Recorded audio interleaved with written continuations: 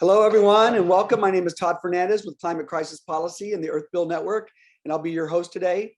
Thank you all for being here as we continue the fight to stop our climate pollution, to save the future, and happy Pride Month. Today, we have a deep dive into the new Plastics Treaty resolution by the Center for International Climate Law. Rachel Radvany is here with us. We'll also ask her to touch on the DC Lobby Week, engaging Congress and many Republican offices on the plastics bill last week. And then we have Courtney Foley coming from the Climate Action Campaign to talk about the SCOTUS and EPA actions that are in the works. We'll also first have Rachel Matcliffe, who attended the Poor People's Campaign March in DC, give a quick report back. I was unable to attend due to COVID, which was very upsetting, but I watched some wonderful testimonials online.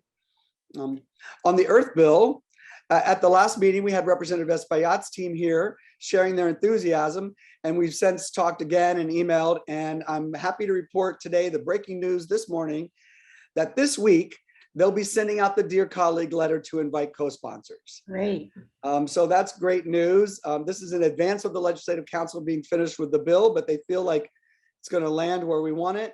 So they're ready to move forward on that. So that's excellent. That'll start collecting the co-sponsors between now and when the bill's finished and filed, which should be early to mid-July is the forecast. And so I'm very excited to see this come to an end and a beginning. And we'll be thanking everybody who helped so much. And we have Derek Perkinson on the call today, who was very instrumental in this with Representative Espaillat's office. So we'll go over those thank yous later. I also mentioned, I believe last time, but can confirm that Chad Frischman, formerly of Project Drawdown, who is now with Regenerative Intelligence, Regen Intel, will be conducting a greenhouse gas impact analysis of the Earth Bill, and his team has agreed to that. And those results will also be out in July, hopefully in time for the introduction, but we'll see. So last year we had Pollution Independence Day with office visits and a rally outside Schumer's office.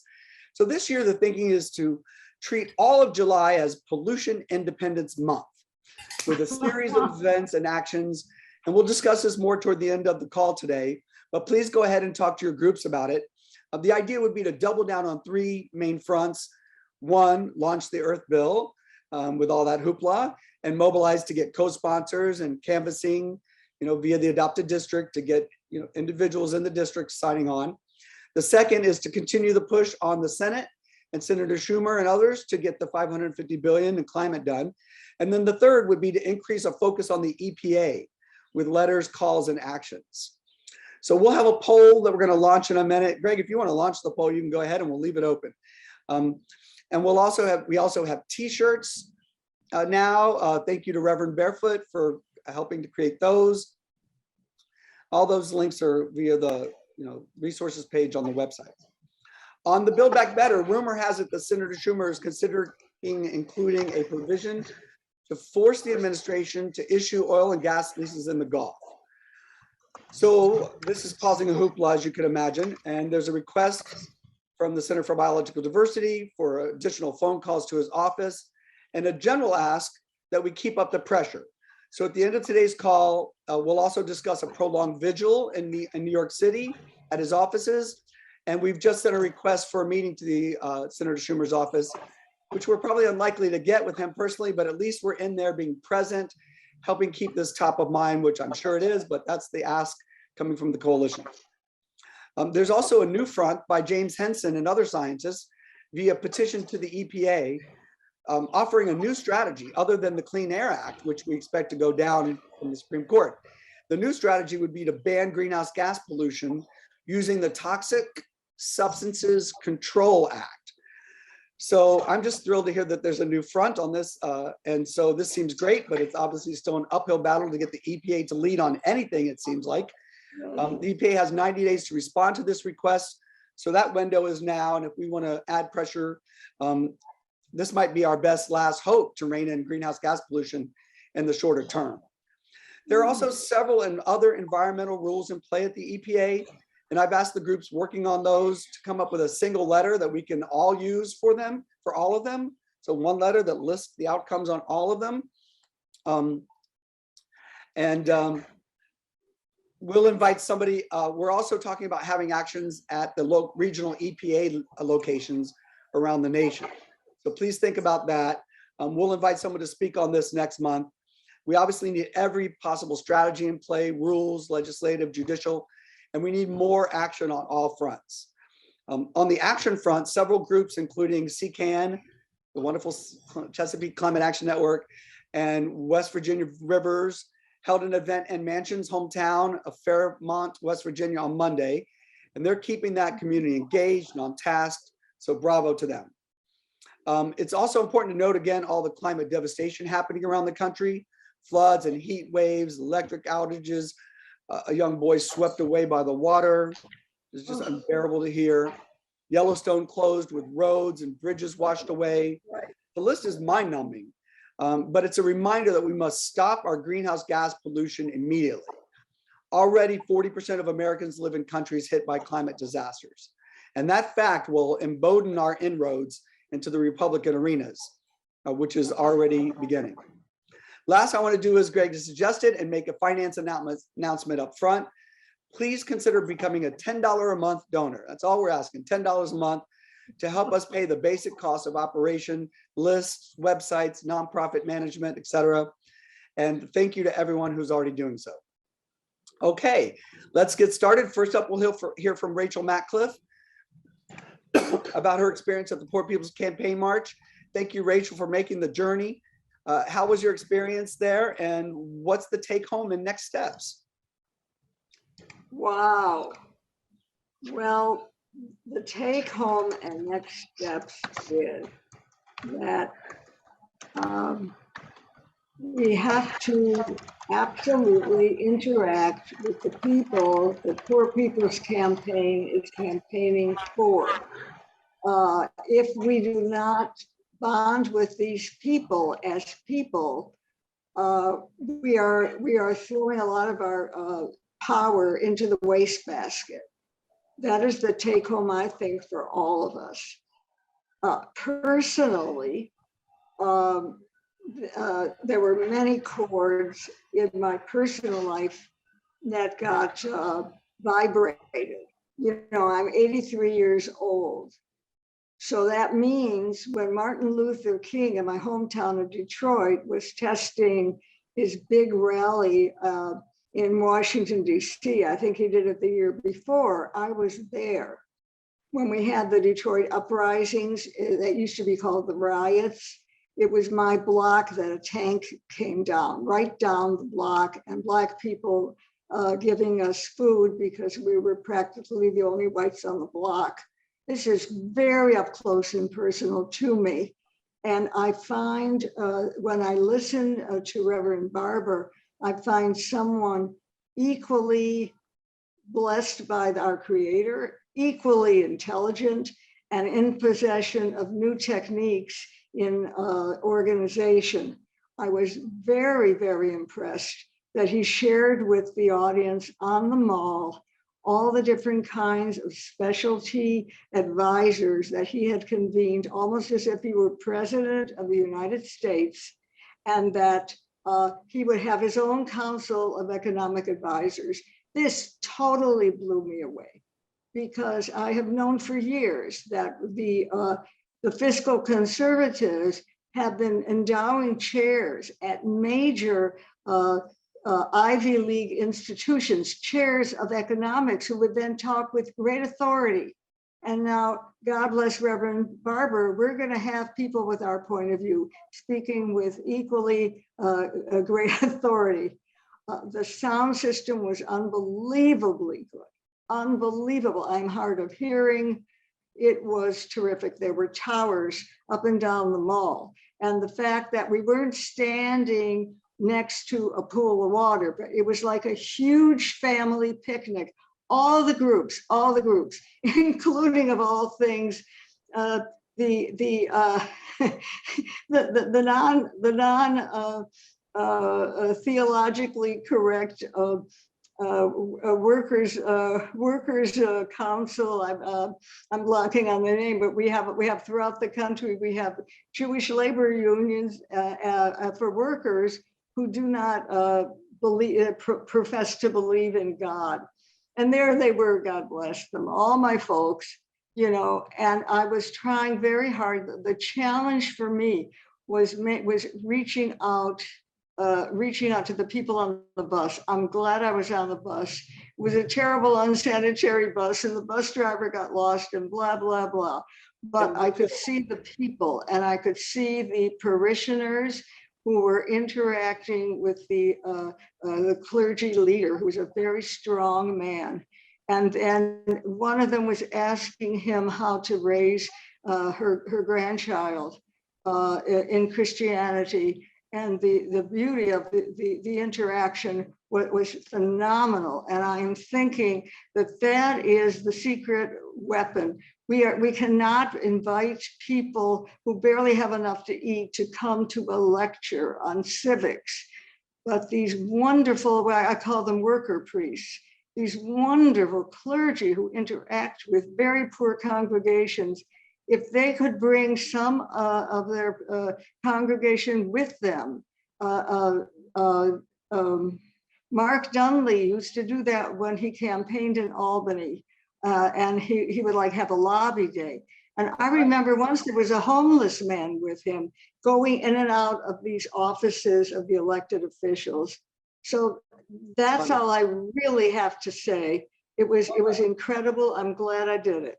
Oh, well, we're so grateful that you were there representing, and you're an inspiration to all of us. And that's all the time we have for this now. But at the end of it, we could talk a little bit more about all the testimonials and how many incredible people there were on the front lines of all of these experiences, telling incredible stories. It was very inspirational. All right. Well, thank you again, Rachel, for everything. And next up, we have Rachel Radvany from CIEL, the Center for International Environmental Law. And we're grateful to have you, Rachel. Today, we're here to talk about the new United Nations Environmental Assembly resolution outlining the contours of a process for creating a new international treaty on plastics. That was a mouthful. Rachel, thank you so much for being here. It's a very exciting document. I shared it with the team in a prior email. And so she's going to take us through the journey of how it happened and all the civil society's role in that, into the document a little bit, and then tell us where it goes from here. And I hope it leaves you all salivating and I'm dreaming of the idea where we'll be having the same exact conversation with the words greenhouse gas pollution every time you hear the word plastics pollution. Welcome, Rachel. Please take it away. Awesome. Thanks, Todd. Before I have a couple slides prepared, but before I share my screen, I'm going to drop the text of the mandate in the chat. And now I will try to share my screen for all of the visual learners out there. And if somebody could confirm that you can see it. Awesome. So great. Well, thank you all for having me in your meeting today. My name is Rachel Radvany. I work at the Center for International Environmental Law, and I'm on our environmental health team, which is mostly right now focusing on this plastics treaty. So kind of to take a step back and get us to where we are today, plastics have been on the UN agenda for decades, but it's mostly been framed as a litter and cleanup problem and a plastics in the ocean problem. And so it's taken a lot of work to get us to where we are today. So this is kind of a timeline of the work up until the resolution that just came out of UNEA 5.2 this past year. So first, the UN Environment Assembly in 2017 set up an ad hoc open-ended working group on marine litter and microplastics. And they met twice in 2018. And they were tasked with, gathering information on the science of plastic pollution and the current state of plastic pollution, but also on policies that exist and what else needed to be done in the future. So they had 2 meetings in 2018. And then at the 4th UN Environment Assembly, the conclusion of the AHAG was that a new plastics treaty was necessary, but the United States, who had a not a great administration at the time, lobbied heavily against a treaty, an international legally binding treaty it was very clear that that was needed, and also the US had a more favorable administration for this process. So that leads to UNEA 5.2, which happened in February and March of this year. And so these are kind of some of the key takeaways from UNEA 5.2. So overall, it sets up an intergovernmental negotiating committee, or INC, to start negotiating this treaty. There are some really big wins in the actual mandate for the treaty. For example, protected language referencing indigenous peoples and traditional knowledge, waste pickers and workers in the informal sector. It will be a legally binding treaty, and there are references to human health and the impacts of plastic on human health, and also a reference to the UNFCCC.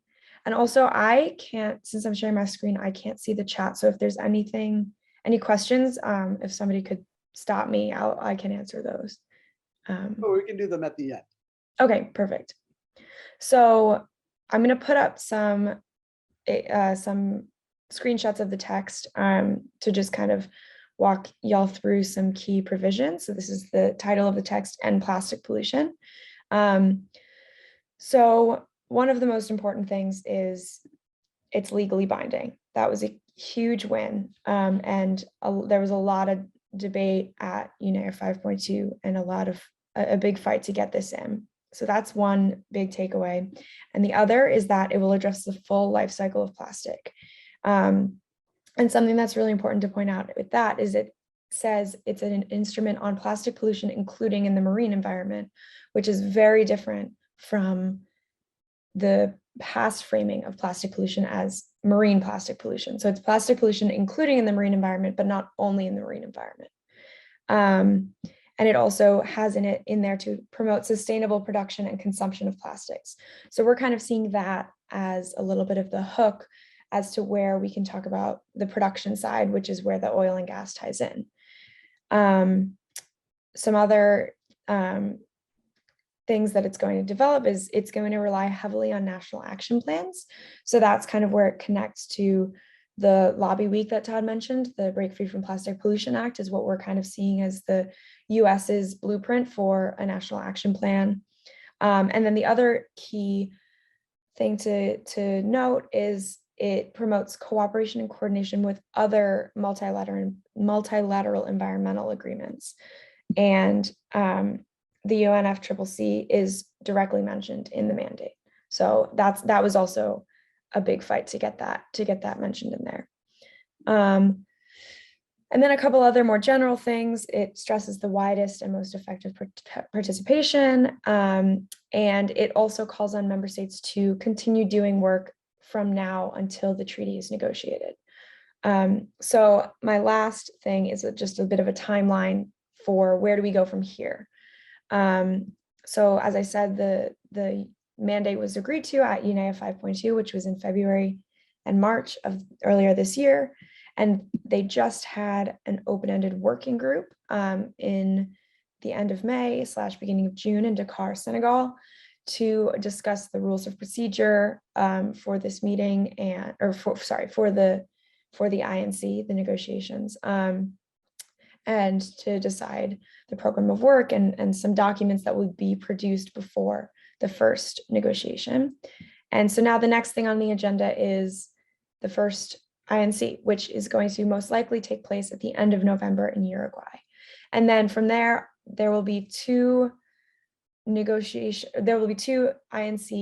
per year until the end of 2024, which is what the timeline is set out to be in the mandate. And then in that time, there's also going to be UNEA 6 in February of 2024, and they'll give an update on where the process is at that point. And then in 2025, they'll convene the Conference of Plenipotentiaries, which is a fun word to try and pronounce, which is basically just where the countries sign the agreement. So the big question and where this relates to climate is, what does life cycle of plastics mean? So the first INC is most likely going to be a definition heavy meeting. And so that's going to be really, really key to push for the full life cycle of plastics to mean the full life cycle of plastics, from oil and gas extraction through waste management and all of the stages in between. And so those conversations are beginning to start right now, because obviously we have a lot of months until November, but not infinite time. So those conversations are starting right now. And yeah, it's going to be a fight. It's definitely going to be a big lift. But we are happy that the full life cycle language is already in there. And so, we're starting from a good place, and starting to have those conversations right now. And yeah, so hopefully that was a quick overview. And yeah, I'm happy to answer any other questions y'all might have, and also talk a little bit more about the lobby week, if that's of interest, but maybe I'll pause there for a minute. Great, Rachel. This is very exciting. So can you talk a little bit more about the role of civil society and initiating all of this and getting to where it is? Yeah. So I will caveat this by saying I personally I joined CL about 6 months ago. So a lot of the previous work is what I've been told about the work, not necessarily what I've actually been involved in. But my understanding is towards the beginning, so in UNEA 3, mostly UNEA 3, I think after that, there was a bigger civil society presence at these meetings, and especially in the ad hoc working or expert group, there was definitely a big civil society presence there. But specifically at UNEA 5.2 this year, there was a huge civil society coalition there. So some of you might know my colleague Jane Patton, who has been, along with other organizations, coordinating a civil society coalition on this plastics treaty. And we had an incredible showing, both in person and virtually, at UNEA 5.2. And I think, I think it caught member states off guard, and it caught definitely the industry off guard, which, and the advocacy of those NGOs from countries around the world, all 5 regions, or all of the regions of the UN were represented. The advocacy of those people is really why we got such a strong mandate. Yeah, and it will obviously continue. The coalition is still meeting and coordinating, and will continue to going forward. That's excellent. We've been at some of those, several of those meetings and events, not in person, but as they unfolded after the fact more. So there's a question about that. It says could include binding and voluntary approaches. Can you touch on that? Yeah, I think I don't know too much on. I don't have the legal background to necessarily be able to tell you about what that means from a legal standpoint, but I think it was really, obviously there are certain countries that didn't want this to be legally binding. So I think the reason that's in there is kind of to do a little bit of a compromise. And so the way that'll be fleshed out is really just from the negotiations. So it said could be legally or could be binding and voluntary. And so I think that that'll continue to be discussed at the negotiations. Yeah. And obviously, it's a critical issue. Obviously, yes. That's the real difference between what they're talking about here and the Paris Accord, and is that there are no binding requirements to reduce greenhouse gas pollution. That's why this document and this approach is, so interesting. In terms of rethinking the whole issue of what we're accomplishing and not accomplishing internationally on the climate crisis. I think we covered most of the questions in the chat. I see one from Mary that I can talk about very quickly, and give you a positive answer, actually, which is not always the case. The Biden administration actually has very much embraced this process. The reason that the timeline for the negotiation is such a quick turnaround is, 2024 is a very specific date to the Biden administration. And so they very much are pushing for this treaty negotiation process to be within the next 2 years, because they know that they will be in office for the next 2 years, obviously. And the US is actually stepping up and taking a more leadership role in the negotiations. So they were elected by the WEOG group, which I believe is Western Europe and others, which is the UN region that the US is a part of. The US is going to be one of the 2 representatives from that region that's on the board for the INC. So they really are stepping into a leadership role, and they've held a series of stakeholder meetings before they had one before UNEA, and they had one before the open-ended working group, where they call, it's civil society, and it's also industry, and it's also scientists and community members. So they open these calls with the State Department and the negotiators, and they've been very open to hearing what we have to say, and bringing that to negotiations. So very exciting stuff, but we obviously also have to continue to put pressure on them and support ambitious negotiations. Mm-hmm. So there's a question about the Senate, but it's not really, we're not at the stage of the Senate ratifying a treaty yet, because we don't have a treaty. So that's a ways down the line. But the relevant conversation there does lead us to the plastics pollution bill. So it might be a good time to just talk a little bit about the lobby week last week, if you don't mind, and sharing any report backs. You and I talked a little bit about it, but how was it going into the Republican arena to talk about environmental issues, and how was the week generally? Yeah. So personally, this was my first time lobbying on the Hill. So I learned a lot. But I do have the statistics email they sent us after the fact. So we met with 44 offices, which represented 29 states. And we had at least one hard yes on co-sponsorship. And most of the meetings were generally positive, even the Republican ones. And there was some interest in a hearing from the Energy and Commerce Committee, but pending details about, who the witnesses would be, and who the Republican witnesses would be, and how to counteract that balance. So yeah, generally, I would say most people, all of the stories I've heard have been that it was a pretty positive week. Even if, we met with offices that we know aren't going to co-sponsor the bill, it was great to make that introduction and to educate even just the staffer on the issue. And personally, in some of my meetings with Republican offices, we actually found a lot more common ground than we thought we were going to. So definitely overall, a pretty positive experience. Can you say just a little bit more about what that common ground looked like? Yeah, I mean, a lot on the innovation side, and innovating new systems around reuse and refill, and a more personal connection where a staffer told a story about his friends who use their refillable mugs at the Starbucks that they go to, and stuff like that. So more a personal level on that front, and also a business and innovation, an excitement about the business and innovation that could come with some of these new systems. Wonderful, wonderful. And how was the Lowenthal party? It was great. It was hot, but it was great. Great showing too. Oh, wonderful, wonderful. As the group doesn't know, I got sick right before, and I couldn't go, and it was really devastating not to be there, because I was very eager to meet all those Republican staffers myself and to talk to them. But it seems like the doors are open, and will be continued. It's just the beginning, really, of a journey on this front.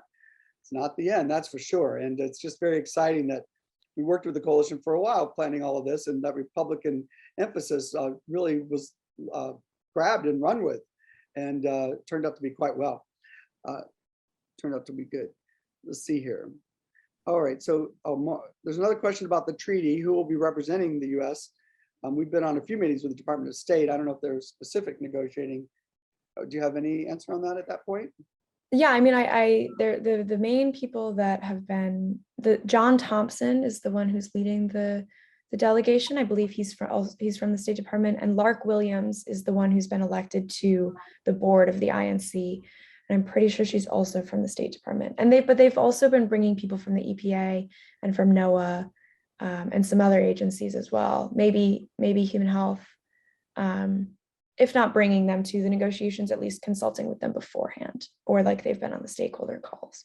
Yeah, not that I know of as a part of their delegation, but I think that would be more, those people would have meetings with them beforehand or go to the stakeholder calls. I believe that the people on their actual delegation are mostly just the people from the different departments. But I also haven't been there in person, so I haven't seen the full U.S. delegation. My view is really only the ones that talk during the meeting, so I don't know completely everybody who's there. Great. That was in response to the question of whether they're civilian scientists or others. I mean, who do they consider stakeholders? Sally asked, when you say they have wide stakeholder meetings. I think that they're kind of thinking about it in the same way that the UN Environment Program thinks about it. So they use the major group system. So that includes NGOs, scientists, industry. It's really everyone that wants to join these meetings, and it's kind of just like if you're on the listserv where you get the email, you just respond and RSVP. They're pretty open. But they had the one that we had back in May was a lot of NGO participation, a few scientists and academics, and a few industry people. But it was people both from oil and gas companies, but also people from fast-moving consumer goods companies, so like Nestle and other companies like that too. I do not know how to get on the listserv to participate. I don't know how I got on it. So I'm sorry, I can't answer that one. No worries. And we can look into this further and talk to Graham about it. And next month, Graham's going to come and talk about the Plastics Coalition better, or more fully about specifically the coalition. And so we'll figure out how to get folks on the listserv if they want to. Just remember to stay in touch with me about it. And you'll need to be with an organization affiliation, but maybe we can use ours for some more people. Let's see, I think that we covered it. I mean, it's very exciting, isn't it? So there's about 130 or so co-sponsors. Obviously, we're for the plastics bill, which would be sort of the domestic implementation of a treaty. So in the same way in which we're forging ahead with the Earth Bill would be sort of a domestic implementation of a greenhouse gas treaty. These are the kinds of things you would do, is basically tell the polluting industries to stop polluting and get them involved in that process to figure out how we're going to do that. I'm not going to put you on the spot for this, but I already asked you yesterday. I know there's no public discussion, but is anyone else that you've heard of dreaming of the idea that we would have a greenhouse gas pollution treaty as ironclad as it looks like this plastics treaty is going to be? I would say I haven't heard much, because the circles that I'm in are very much, their brains are thinking about plastics right now, but they are definitely thinking about how do we fight to get climate in this treaty. That's definitely a conversation that has already started and is a really big part of our discussions about, strategies moving forward into these negotiations. And the way that looks, as you mentioned yesterday, is stopping virgin plastic production, which would basically stop the demand for oil, gas to be used as a raw material in that process. Is that right? Exactly. Yes. And what would that look like if we stopped virgin plastic production? That would mean that we would use existing plastic for whatever needs there are and phase it out generally. Yeah, I think it's really focusing on the phase it out generally, and the idea of shifting to reuse and refill systems. And then there's also the obvious, like the huge issue of all of the toxic additives that we put into plastic, which is something else that is going to be a really big fight to get into this treaty, because, you know, most plastic can't be recycled. And even if it is, it has all of these toxic additives that, you know, get even more toxic the more you recycle it, you know. So there's that as well. And one other thing, could you just put the nail in the coffin about recycling? What are the stats there? What's actually being recycled? You know, it seems to be a whole big scam, this whole recycling thing, and we've all fallen for it.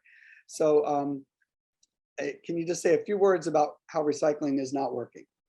Yeah, I mean, the stat that I have been hearing for years was only 9% of plastics is recycled. But they just came, I forget exactly who, but a new study just came out that found that the US only recycles 5, maybe 6% of its plastics. And the industry is now starting to shift to, you know, this false solution of chemical recycling, which is basically just burning plastics, which, you know, releases air pollution and greenhouse gas pollution and like all of these things. So that's a new narrative that's coming out as people are realizing that recycling is not a system that works. So that's another thing that we have to really stay on top of and you know, keep our eyes and ears open and dispel those myths that they're going to try and promote. And then just one last question, since we're getting all the details on the table. How much of the fossil fuel industry, you know, business model is in plastic? So yes. Not very artful. Well, idea. Yeah, a lot of the conversation has really been that, you know, like plastics is fossil fuels plan B. I forget the exact stat, but plastic production is expected to either triple or quadruple in the next 10 to 20 years. I think it's expected to quadruple by 2050, and it's expected to eat up 15%, up to 15% of our remaining carbon budget.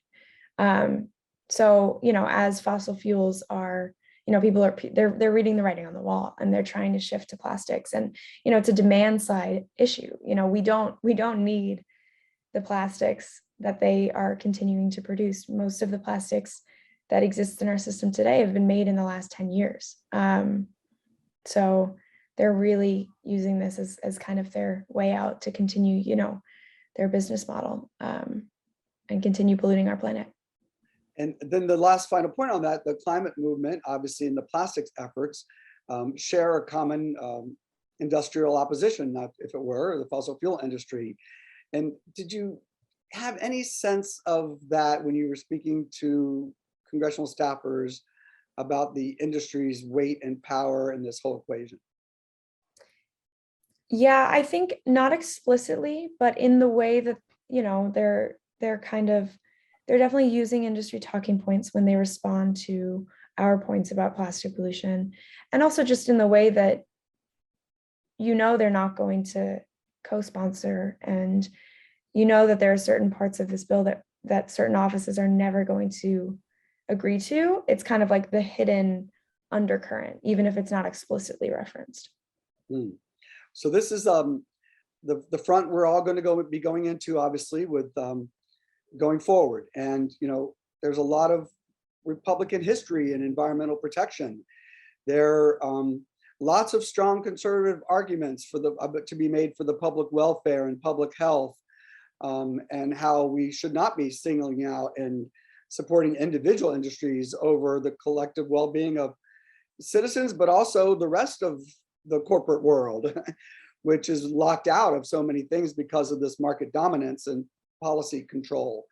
So this is the final showdown, and we're going to be going full into it, and with the Earth Bill, obviously, and organizing. And Jane, who you mentioned, was on one of our calls, and they're interested in focusing on Republicans in the Gulf Coast region, and we're going to be talking when she gets back from vacation about that. And so I'm just I guess I am sort of excited about this front, because this is the ultimate showdown, and we can toil away as we will with folks who are supportive generally, but we still have another 100 Democrats to go and several Republicans to convince. So the work lies ahead in that zone, and it's better to get with it and get started on it rather than just, you know, avoiding it. And we'll finish it and we'll win that when we win it. And the Plastics Coalition is really a remarkable example of coalition organizing structure, the way you incorporate groups in the planning and the actions and strategy. And it really is a flagship coalition in my experience. And so we're very grateful to have been part of it for so long and to continue our work together. And thank you, Rachel, for all you're doing and for being here today. Thanks, Todd. And thanks everyone for having me today. Wonderful, wonderful. Okay, now I need some help from Peter, who can help me change the spotlight. Let me see, I can remove the spotlight. And I'm gonna welcome Courtney Foley. Let me ask you to unmute. And I don't know how to spotlight you, Courtney. Let me see. Peter Serginko, there you go. All right, we did it. Well, now we want to welcome Courtney Foley, who has been leading the charge with the climate action campaign relentlessly and steadfastly and graciously for, I don't know, it feels like forever, but I guess it's been a year or so, more, it's a little over, feels longer than that. But anyway, we wanted to welcome Courtney to give us an update on the climate action campaign, who we've been partnering with all this time, as you all know. And normally we have Felice Stadley here from EDF briefing us at all of our meetings, or most of them, and she's not here with us today. So I invited Courtney to tell us about the Supreme Court's front, the EPA front, and anything she wants to share about the BBBA and the plans there. And then after she's done, we'll talk a little bit about our planning around that front as well. Welcome, Courtney. Thank you so much for coming. Awesome. Thanks so much for having me. Great to see you guys, and always really great to work with Todd. I know he's been joining our coordinating tables, and we really appreciate all the input and insight he shares with us there as well. So jumping straight into SCOTUS. So folks have probably been monitoring, there's the West Virginia versus EPA case that's before the Supreme Court. So what it is, it's brought by the Attorney General of West Virginia. It's challenging the authority of the EPA, trying to really set limitations on their authority around carbon pollution around power plants. So there's a couple different scenarios that our attorneys have mapped out on what kind of decision we could see. Given the composition of the court and how the oral arguments went, we expect the decision is going to try to weaken the authority of the EPA and really set guardrails on carbon pollution that we know drives climate change. So our theory of change is that we really want to express outrage when this ruling comes out. So timing, when's this coming out? So it could come out tomorrow or Friday. They just added a new day on Friday, so Thursday or Friday, or it could be next week, Monday or Wednesday. And again, they can keep putting additional days on the calendar, but just wanted to share with folks that the timing is very much like here and now. So we have a rapid response plan that we put together. I'm dropping it in the chat. I also dropped in the chat a great article to highlight about everything that's happening with the Supreme Court. Going back to our theory of change, obviously SCOTUS is the target of our outrage, but we also want to really challenge our energy at the productive ways Congress, especially the Senate, can, stop their, delay tactics and really make sure that we get climate investments, that $550 billion of climate investments that we've been fighting with for quite some time. So the overall plan is, so let's say the ruling comes out on Thursday. We'll actually go rally at the court that day, and then we'll have a gap day. And then the day after, we'll have another rally at the Supreme Court, and then we'll actually march to the Senate to declare our outrage. When the actual ruling comes out, the rulings come out in the morning, usually around 10 to 11.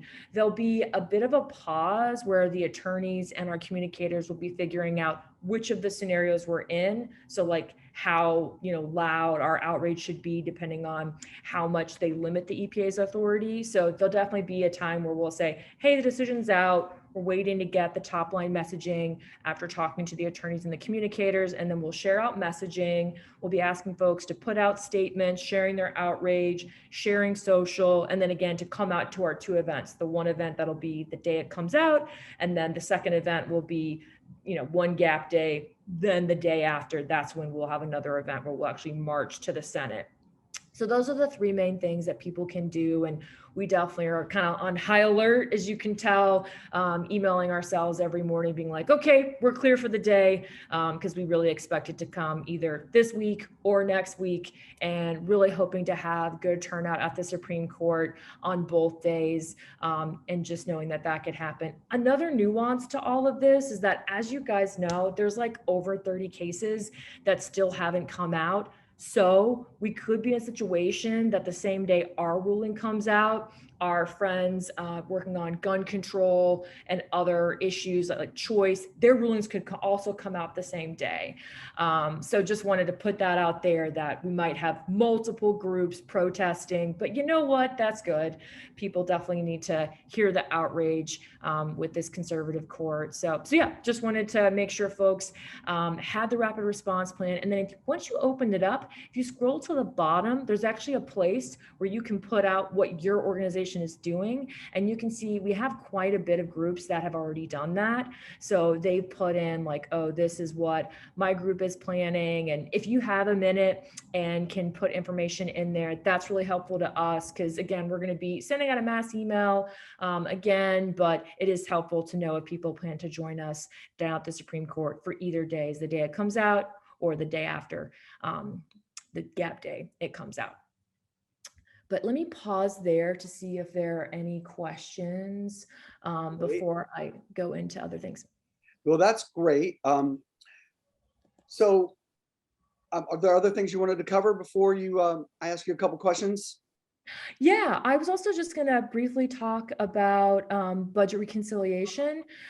So as folks know, this is our last week where we have both the House and the Senate in before they break for 2 weeks around the July 4th weekend. And so then the July 4th recess is taking place. And what we're doing with our coalition and a lot of folks is really encouraging folks to do lobby visit drop-bys to Senate offices over recess, also to do visibility events over recess, because we're still in that period where budget reconciliation can happen. We still want to try to get that $550 billion of climate investment. So really encouraging folks for the July recess to do in-district visibility or lobby drop-bys. We're also working on trying to get 100 grass top calls into our core 4 states, so that Senator Hassan, Warnock, Kelly, and Cortez Masto. So if your organization has the capacity to help with grass tops calls into those targets, I'll make sure to leave with Todd for the notes. There's a tracker where we're keeping track of all that great work that you're doing. So again, the process remains pretty tightly locked down from the intel that we've heard and behind closed doors, but there's been encouraging press and intel from the Hill. And it's been publicly reported that Senator Majority Leader Schumer is continuing to have private meetings with Senator Manchin, and they're working on a slimmed down reconciliation package. And we're still kind of watching out what the contents of that package will be. It sounds like prescription drug reform, tax fairness, some repeal of the tax cuts, potentially something on healthcare to give relief on the premium increase. And then of course, we're still fighting for climate investments, which are still included as well. So I know that that's still very much going on there too. And then we've also been doing a lot around extreme weather, knowing that we're in extreme weather season. So if folks are also doing any events around budget reconciliation, extreme weather is a great hook. Also, the cost of inaction is another hook we've been suggesting for folks to use. And then the last thing I was going to mention, Todd, is that starting next week, we're actually going to be launching a new public campaign called Solutions for Pollution. So Solutions for Pollution, it's focused around 20 different administrative rules. We've already been working on a couple of them, like the cross-state air pollution rule, also called the Good Neighbor rule, the SEC climate disclosure rule, the heavy-duty trucks rule.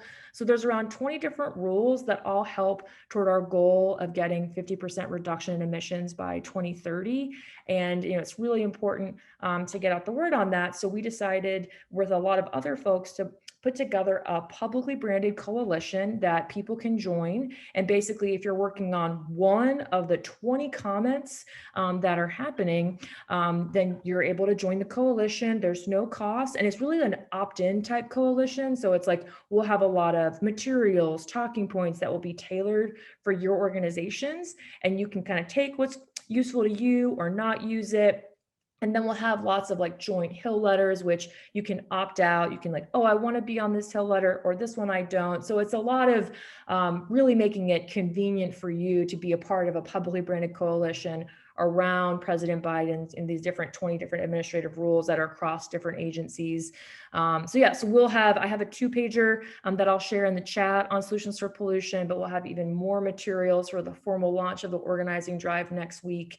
But yeah, it'd be great to have people's participation. It's going to be a multi-year campaign because we have till 2024 to work on a lot of these rules. So we'll be formally launching the campaign publicly later in the summer in August, but our organizing drive to start will be next week.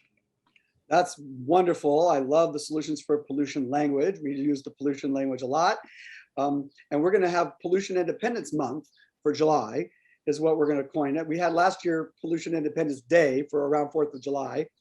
So we'll do Pollution Independence Month, and we'll include the solutions for pollution, EPA focus, our Earth Bill, and then also Schumer in the Senate. So those will be the 3 prongs. And can you just tell me the dates again for the July recess? Do you know off the top of your head?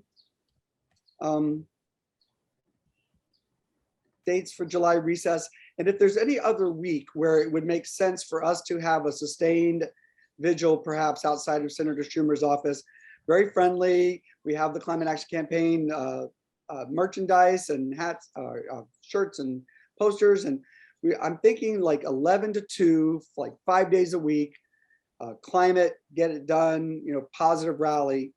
We're seeing whether we have the energy and mojo for this, but if there were a week for that, when would you want it? Yeah, so the state work period is June 28th through July 9th. So that's the 2-week period where they're home. And then June 28th to July is when they're home. And then what about again, toward the end of July? Is there another deadline before the August recess that we really think is going to be the next state work period is August 9th through September 10th, with Labor Day being the 6th. So the idea is it has to get done before August 9th. Is that right? Or no, the budget reconciliation deadline is September 30th. That's like when it has to be done by. I see. All right. So then any of these windows, any time basically in July is a good time, it sounds like. Yeah, I'm sorry. I'm just going to amend what I said. It's June 27th through July 8th. So one day difference. Sorry about that. That's all right. All right, great. So everyone knows for us, our push has been to contact your local senators, even if they're not squarely in the negotiations, to indirectly apply, get them to get in touch with this Senator Schumer's office. So everyone who's out there, your guys are all over the country. Courtney, we don't know who, I'm not looking at the list, but people from all over. And we've already sent out a big email on engaging your senators about this. But basically the idea is for July is to double down and make a whole nother big push, like it's the first push, because until it's done, we have to keep pushing. Great. Well, any questions for Courtney? I think we're good. Everybody's tied Yes, in. I had a question that I put in the chat. This is Maura Stevens. Maybe you could read it. No. Or if you prefer, I will. Oh, no, I can read it. What kinds Okay, of I'm just conversations curious. have taken place in your groups around the dichotomy between wanting to support the EPA's authority to make environmental rulings and the fact that the EPA has become such a tool for polluting corporations? So that's the crux of the political dilemma. Go ahead. Yeah, so I would say that this publicly branded campaign that we'll be launching is really about, we want to make sure that not only the EPA, but also President Biden and members of Congress all keep a high level of ambition for all the different regulations that are going to be coming out. So absolutely, we know it's really important to make sure that the level of ambition that all three buckets have is held to the highest standard. And that's why we thought it would be a good idea to launch this publicly branded Solutions for Pollution campaign, so that anytime we're doing work on any of these different rulings, they'll see, oh, there's Solutions for Pollution. And again, our overall goal when we launch is to have 100 groups. And so with those 100 groups, will be across a number of different constituencies, public justice, public health, environmental justice, women's groups, parents groups, really, so that there's like a broad coalition, so that when the EPA and others see that, oh, Solutions for Pollution is out there pushing for higher standards on these different regulations, they'll see that there's a broad coalition of support. So no, that's a really good question. And that's one of the reasons we thought it was important to create a publicly branded coalition, so that a lot of the work could be tied together, and so that the EPA and also President Biden and members of Congress all feel that pressure. Because as you guys know too, when it comes to the different buckets, everyone has different education levels. So there's a lot of work that we need to do on certain, like for example, the ozone rule. There's a lot of education we need to do with members of Congress around that. So yeah, great question. And that's one of the main reasons we thought it was really important to create this publicly branded campaign, Solutions for Pollution, and hope to see you guys as a part of it. Great. And of course we will be, and at least the coalition will be. A couple other things. I'm going to put a plug in for it again. I forget who I've suggested this to. I think it was, a couple folks, I think Rose and maybe someone else, having one comment letter that incorporates all the rules that we want action on, with an indication of what we want the outcome to be, as opposed to just the topic. So what do we want the measurement to be? And what do we want the outcome, the results to be? But in one letter, because for the grassroots, 20 different comment letters and periods is too much. So if we had one letter that we could submit every time that covered them all, and let them figure it out on the other end, they'll get the idea that we're basically just bombarding them with messages from the grassroots. That's one idea. And then I wondered if you had any thoughts about the Toxic Substance Control Act. There's a new initiative, if you've heard, James Henson is filed a petition to get the EPA to look at using the Toxic Substance Control Act to ban greenhouse gas pollution. And maybe this is too new, and I don't mean to put you on the spot for it. So if you haven't heard about it, they have about 90 days evidently to respond to that. I just hope we can get that conversation into the mix of the Pollution Solution Coalition and add it to our pressure campaign. Yeah, and actually, Todd, one thing I'll do after this call too is just share with you the list of the 20 rules that we have. But it is pretty extensive, and yes, we're definitely familiar with that rule and what's happening with it. And again, it's like we haven't even launched Solutions for Pollution yet, but like the cross-state air pollution rule, the SEC climate risk rule, and heavy duty trucks, like they've all already happened. So it's like it's interesting, because you're like trying to wait to launch the public campaign, but at the same time, the 20 different rules we're working on are like coming out of the gate. And the next rule we're expecting is the soot rule on particulate matter, which we're hearing will probably come out later this summer or early fall. And there's actually a great letter, a community letter that folks can sign on to be supportive of having a higher standard for particulate matter. I'll make sure to also drop that to you, Todd, so you can share that letter out too if organizations want to sign on. That letter will be open until June 24th, the end of the week. Wonderful. So great. All right. Well, let's keep talking about trying to have one letter that we can just keep using, because it's a little overwhelming from this end. I have the spreadsheet about it, and I was like, oh, okay, there's a lot of information. I need something shorter to try to sell it to this team and for them to share with their teams, something that's more condensed. A one letter that incorporates at least, the big wins that you want. And then we'll just use that as our, demand letter as we contemplate, engagement. And I had this idea of us having actions outside the regional EPA offices. So we'll see how much energy and enthusiasm there is for this kind of mobilization. And we'll also be looking to you guys for guidance as to when to mobilize and where and that kind of thing. All right, well, I think that's it. I don't know if you just want to say one word before you go about the climate action campaign, just to remind everybody what it is. And then I see that Felice has joined us. So we're going to get another double dip on the BBA push, which is good. And we want to thank you, of course, Courtney, for being here today and for everything that you guys are all doing and how open and inclusive you're making it all. Yeah, no problem. Again, Climate Action Campaign, we're a coalition of environmental groups trying to pass federal climate change legislation, also focused on Solutions for Pollution Campaign, like I mentioned.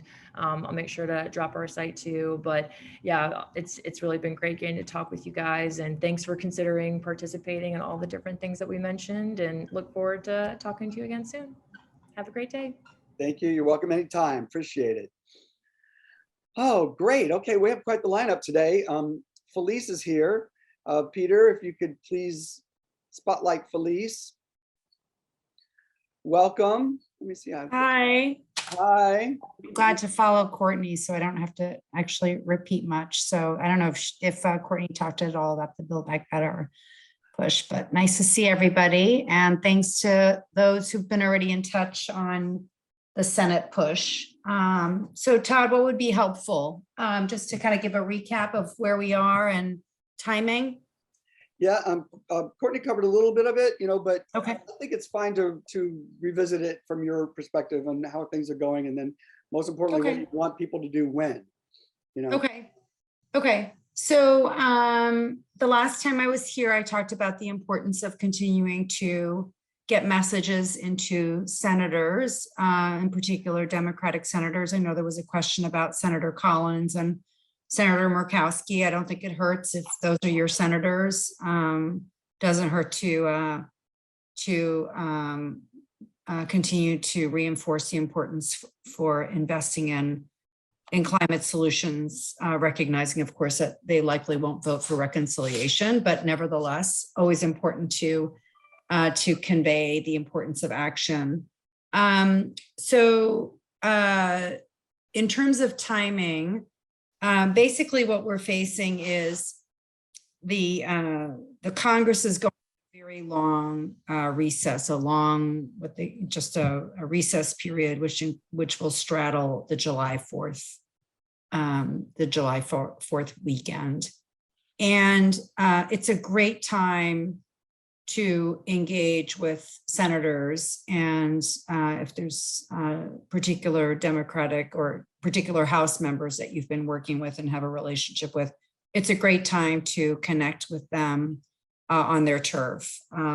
So whether you actually are fortunate to get some one-on-one time with a lawmaker, or if you want to drop by their district office, or if you have an opportunity to stand on the side of a parade and your senator happens to be walking by, and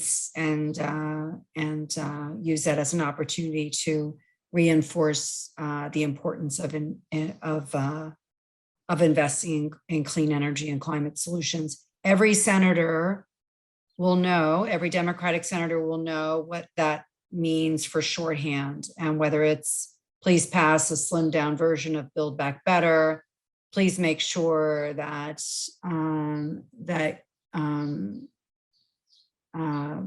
that you invest and prioritize investing in clean energy and climate solutions. Please continue to invest in the future of tomorrow. I mean, whatever your sort of like quick practice your elevator pitch, practice what you would say if you literally have 15 seconds of somebody walking by your parade. And I'm actually dead serious, like write it out and make sure it flows off the tongue. Don't use, like, you don't have to use the word reconciliation. Of course, the senator will know, but if that's not a comfortable word to you, like use a different word. We need to invest in climate solutions. We need to invest in clean energy. Please make this a priority in the month of July. Please don't come back in August without this work being undone. Delay is not an option, whatever your elevator pitch is. But I would script it out because I know my senator in Maryland always comes to the parade. I know the Democratic, the House members, not just the Democrats, but the House members also are at parades. So there's barbecues, there's parades, there's town hall meetings, There's the drop by at their offices. This is a very, very important window, and it's basically between this coming weekend. So their last day here in Washington is likely this Friday. I think they may leave a day early, but I think they're also trying to get the gun safety bill over the finish line. And then they will be gone until July 11th. So they are at home for a long stretch and see what they're up to, and see if you can get some FaceTime with them.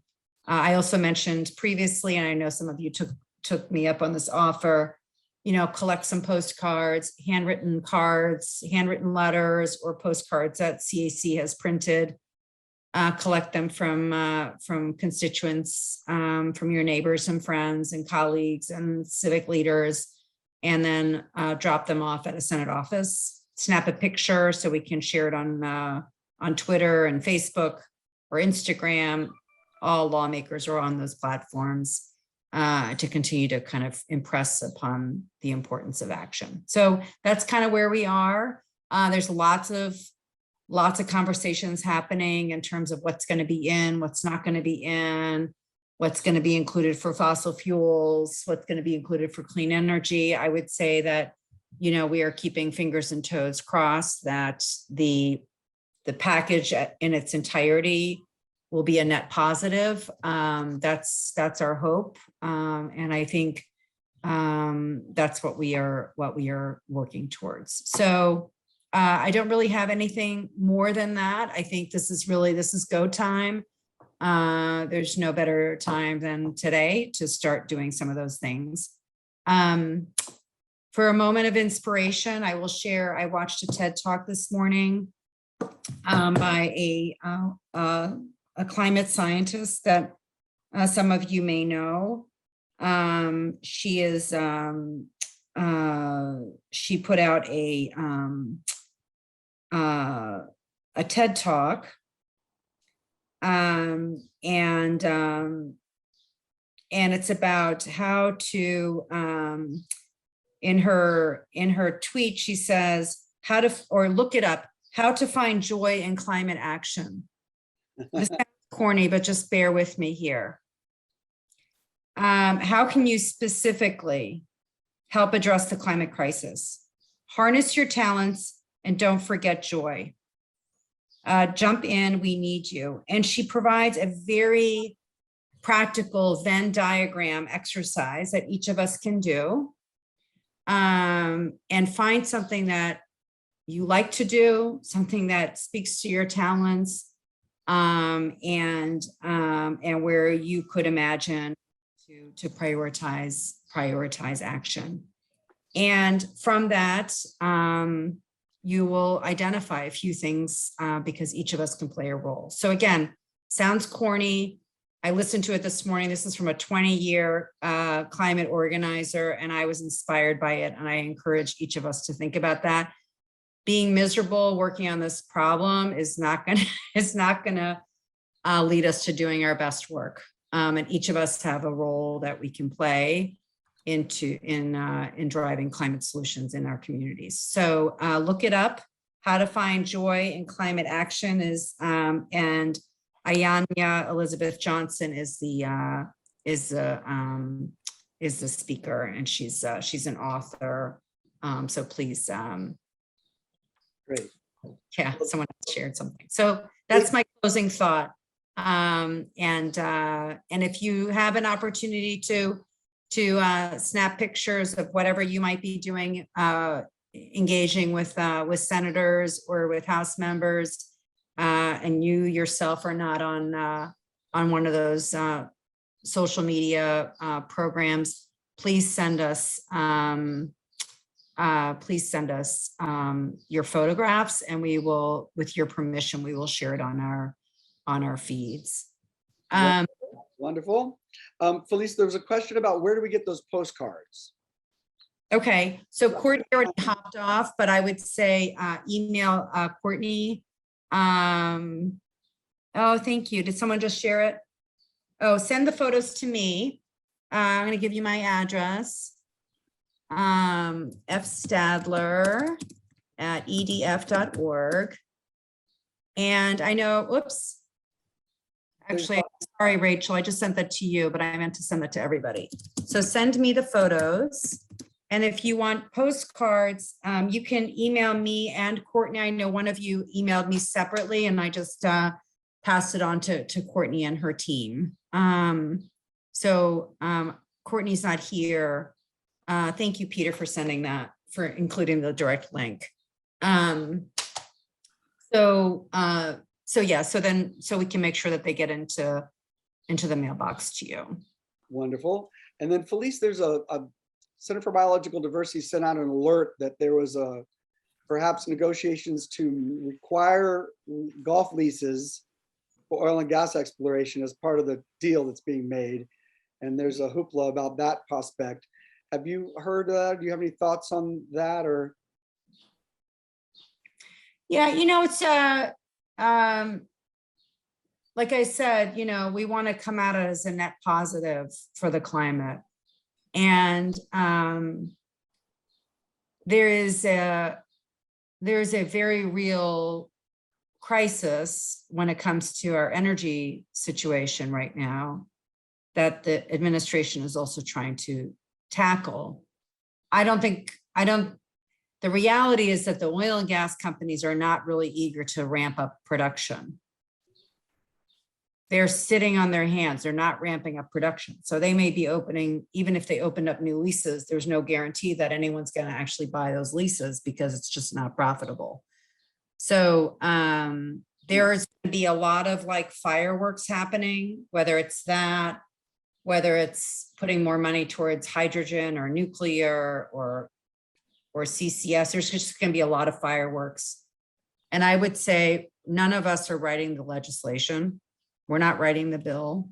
And the best thing we can do in this moment is to make sure that the things that are most critical, so those are the investments in clean energy, making it, helping to jumpstart US manufacturing of clean energy parts across up and down the supply chain, is making sure that that remains a top priority as they work on the language for this bill. All right, well, wonderful. We understand this is all in motion. All right, everybody, I think everyone, we have our marching orders. The poll's still open. It asks what you're willing to do in terms of engaging your senator on BBA. I see 42% of you say you're going to. That's wonderful. 21% say you're willing to organize a visit or an action at a Senate office. That's awesome. That's wonderful. Great.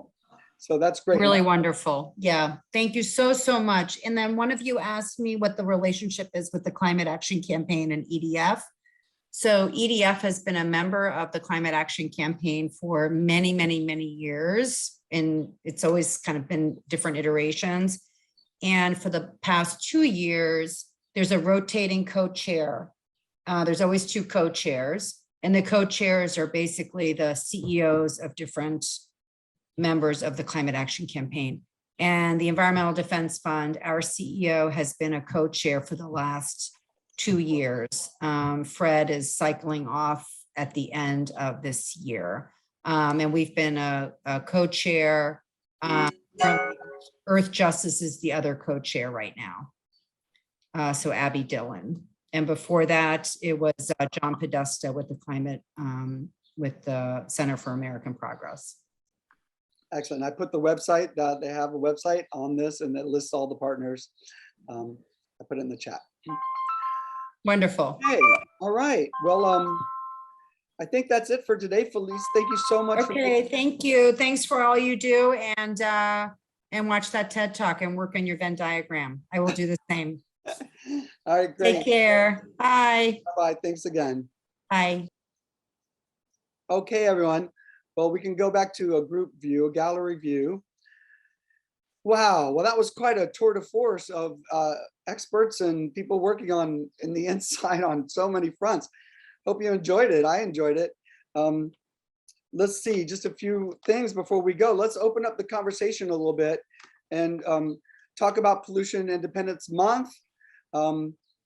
talk about whatever thoughts you have about next steps, any questions you have about the Earth bill.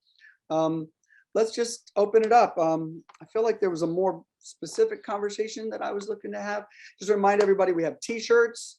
If you like that design, please go ahead and order your t-shirts. It takes a few weeks. We also have a new influencer kit. I'm going to put some of this in the chat. So if you have influencers you're talking to, this is the kit for them. There it is, toolkit that lays it out pretty simply. Of course, we're always looking for more sign-ons. There's the group sign-on for Espaillat's form, which is around 65 groups now. And then there's our network, and some have done one and not the other. So, and some have done things twice, which is very nice. Shows the enthusiasm. Here's one more toolkit on Schumer and the push against those golf leases coming from Center for Biological Diversity. And then I'll put the t-shirts sales right there. They're a little pricey for my taste, but we get $7 and the artist gets $1 over time. And so anyway, we'll also be adding different designs. So if you're waiting for a different design, those will come soon. And with that, I guess we'll conclude our formal meeting, but we can leave the recording going because they can clip it. And I just want to open up the floor and see if anyone has thoughts or questions.